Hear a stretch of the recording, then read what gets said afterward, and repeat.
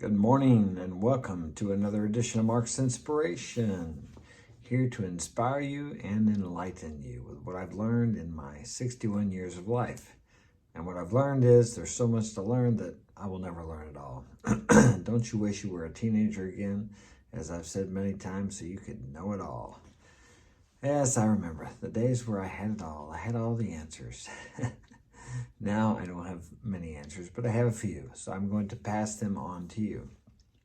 Today's topic is going to be, how do you make your living? The reason I brought this topic up is because someone asked me what I do. I told them I was a guide, and they said, well, you're a guide? Is that how you, basically asked me, is that how you make your living? And I said, well, that's a really kind of a complex question, because I have two businesses which are a conduit for the money that comes into my life. But the reality is, if I don't do all these other things besides just go to work, so to speak, money stops. It does not flow. If I go out there during the day just to make money or to earn a living, for me, that just doesn't work.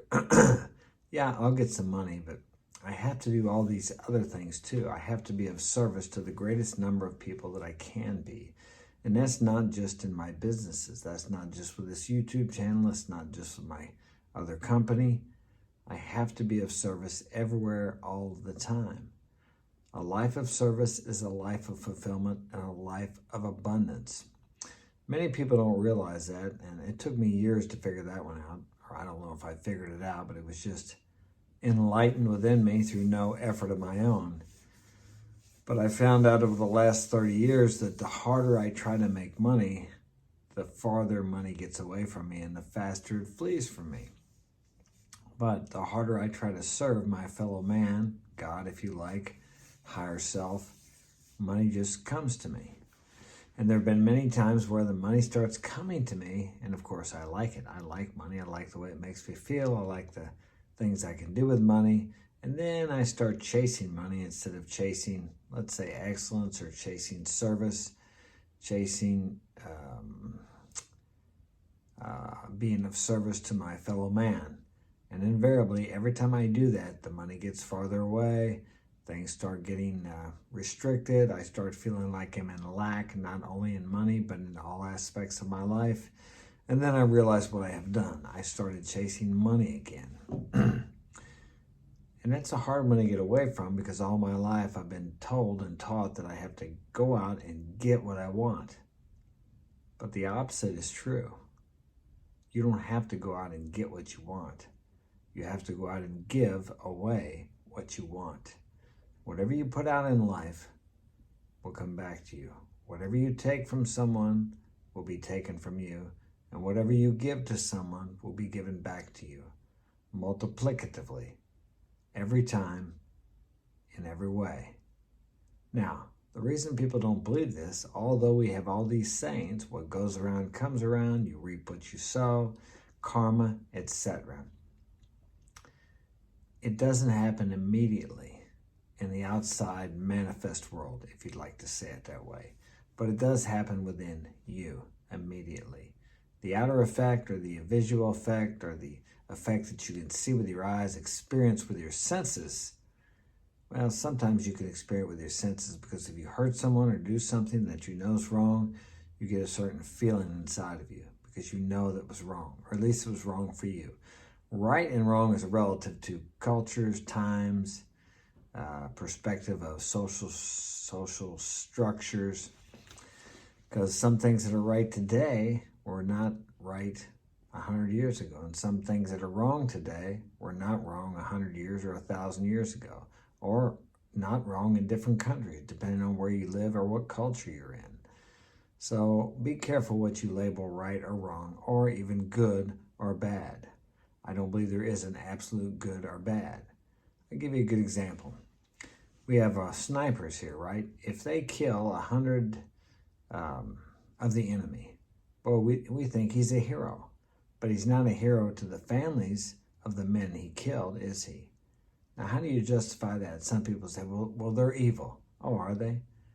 Those men were just like some of our boys who went over to fight. They didn't want to go, but they had to go. They went over and fought people who had never done anything to them. Innocent people just like them. They had families. So how can we say they're evil? We don't even know those people. But yet we say that to justify killing them. Wars are always fought by the people who usually have nothing to do with the wars. They're not even really sure why they're fighting many times, because they're told by the governments to fight. But that's off on a different rabbit trail. That's a whole other video.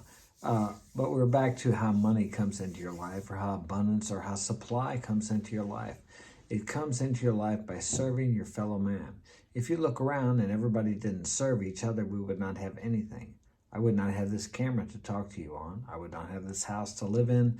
I would not have lighting. I would not have water. Many, many things, many services. Everyone must provide a service. And as everyone provides service to others, the world functions. We have to have everyone providing service. So the more service you can provide to people, the more abundance will come into your life. The more you try to take, go out there and get, and try to satisfy yourself, the less you will have in your life. It may take some time. It may take years before that catches up with you. And there are also many people who think they can be successful by lying and manipulation. I read once, and I believe this to be true, that anything you gain through lying and manipulation or dishonesty will be dissipated through the same avenues. Basically, what that means is if you gain something by doing that, it will be taken from you by the same method. You just cannot accomplish anything like that. But people see people sometimes that are rich and powerful, and they think, well, that guy's dishonest, or he's this, or he's that. But you can't see the whole person.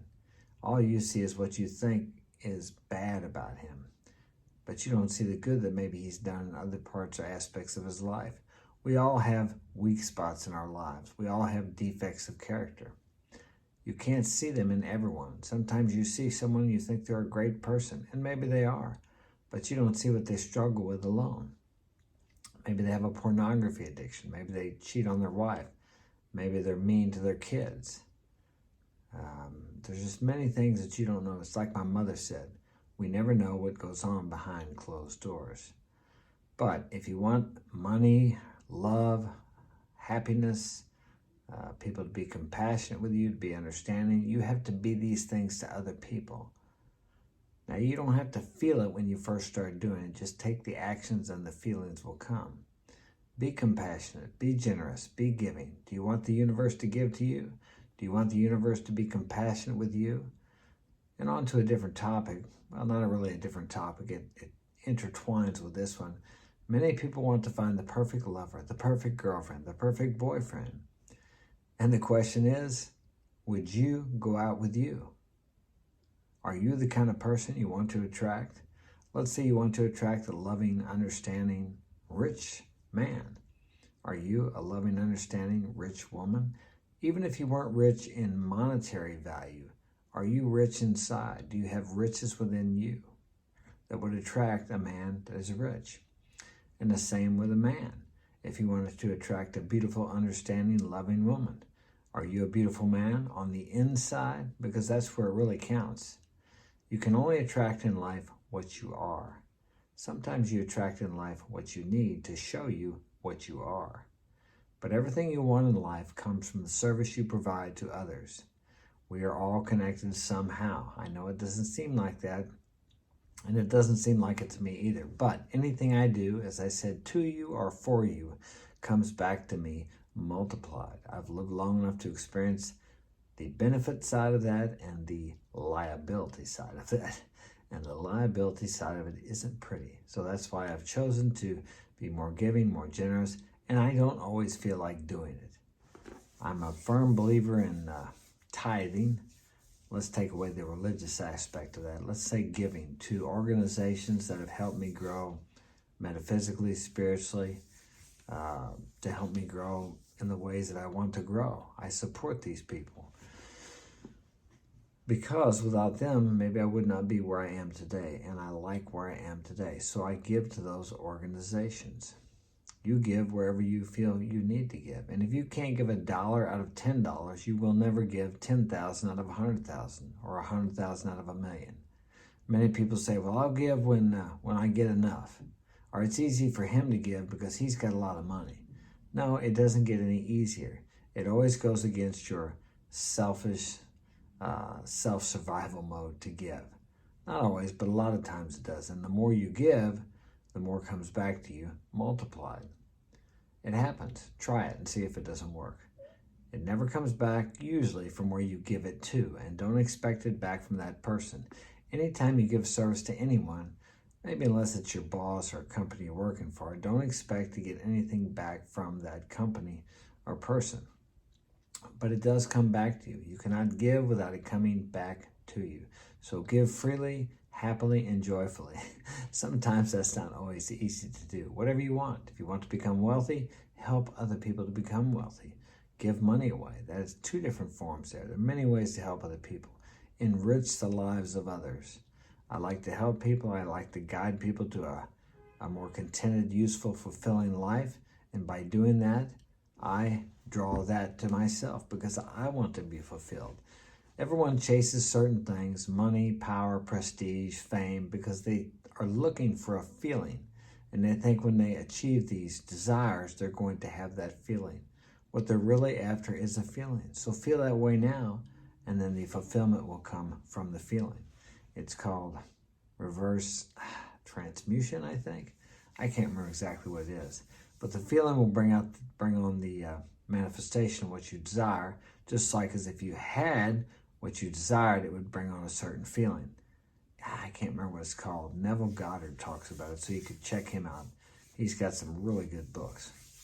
Well, that's all I got for today. If you'd like to get my help personally, you can contact me at my website, marksinspiration.com, and like and subscribe if you're watching this on YouTube, and have a great day. I'll see you tomorrow.